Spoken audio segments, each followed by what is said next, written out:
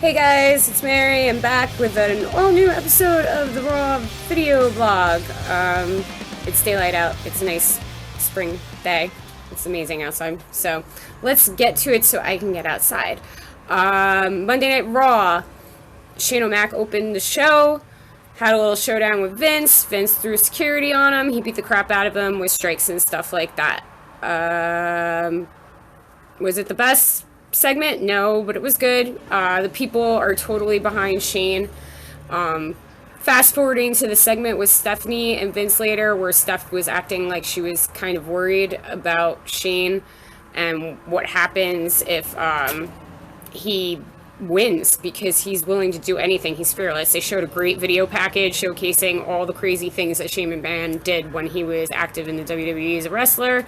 Don't mind my cat because she's doing her thing again. Roxy, please. I'm starting to think that maybe Vince and Shane might be in cahoots after Vince was like, don't worry about it. I got it. So what if this is like a whole thing that Vince doesn't want Stephanie and Triple H in power anymore, and he actually wants Shane in power because, you know, of the whole ratings thing went down and blah, blah, blah, blah. And that's why, you know, he was talking behind Stephanie's back with Shane. Who knows? Maybe it's a thing. Gotta wait until WrestleMania. Sami Zayn came back to Raw and attacked Kevin Owens after an amazing match with Neville. So I'm pretty sure that we're getting Sami Zayn versus Kevin Owens at WrestleMania, which is awesome because this feud is, you know, proceeded to go everywhere in their careers. You know, on the independent scene is El Generico and Kevin Steen, and in NXT when Owens came and debuted and took the belt from him and was like there for like a blink of an eye and was already champ. So that was a really cool thing that happened. Chris Jericho turned heel on AJ Styles, hit him with a couple code breakers. I called it. I mean, everybody called it. It was just, you know, a matter of time. That's why I think they did the whole tag team thing to refresh it, because it's going to be Jericho, AJ, probably at WrestleMania, and it would have been the fourth match. So now there's a reason, you know, and Jericho's going to explain more on SmackDown as to why he attacked AJ Styles. So that's an interesting development. Chris Jericho's really, really good as a heel, and AJ's very over as a babyface right now, and I think he can continue getting over, and it's great that he's working with Chris Jericho, because Chris Jericho is one of those veterans that wants to get the new guys over and get the younger talent over, because he knows his place at this course in his career. So that was really great. It was a really good Raw on Monday. I mean, there were a couple things that weren't as good as normal, you know. You have a 3-hour show. You can't have everything be, you know, a home run. It's never going to happen. But it was overall a better Raw than the week before. Dean Ambrose.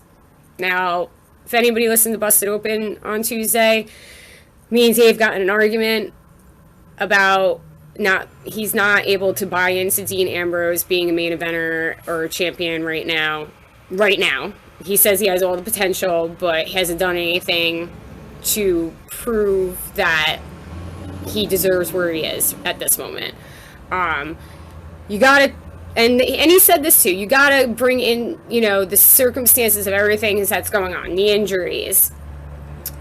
Seth Rollins getting injured, I probably derailed everything. It should have been Seth Rollins, probably Triple H at WrestleMania, but you know, and everything that's going on with Roman Reigns, especially with them keeping him off of TV because they don't want him to get booed, and all the major wrestling cities that they're going to be in the next couple weeks. Here's the thing. When I brought up Stone Cold, it was about how Stone Cold was booked at first and nobody was buying into him. And, you know, Stone Cold wouldn't have ended up in the position that he was in if Triple H didn't get suspended for the curtain call. So, you know, it's basically the same thing right now. Who else? And if you're going to say Kevin Owens, that's fine. I agree. Kevin Owens could probably be that guy, but he's a heel. And why haven't they put him in that position? Maybe he is better than Dean Ambrose on the mic. Maybe, I mean, he is. At this point in the WWE with their characters. I also feel, as my brother, he hate me, 2012, shout out again, calls him lukewarm Stone Cold Steve Austin. You know what I mean? Like, he's lukewarm Dean Ambrose. If they let him go, I think that he could be that level. Is he ever going to be Stone Cold? No, nobody's ever going to be Stone Cold. I know that. I wasn't saying that, Dean Ambrose is better than Stone Cold. That never came out of my mouth. But who else, and why not? Let it go. Let's see what happens. Put the belt on him, put the title on him, and let's see how he runs with it, and let's see how the people get behind him, because you are going to have a disaster situation putting the title on Roman Reigns, and everybody knows it. You don't want Roman Reigns, you don't want Bray Wyatt because he's unbelievable, and I'll get to that in a second. I mean, you can put it back on Brock, but everybody complained that Brock was a part-time champion. Nobody's complaining that Triple H is a part-time champion and hasn't wrestled once. His first match as,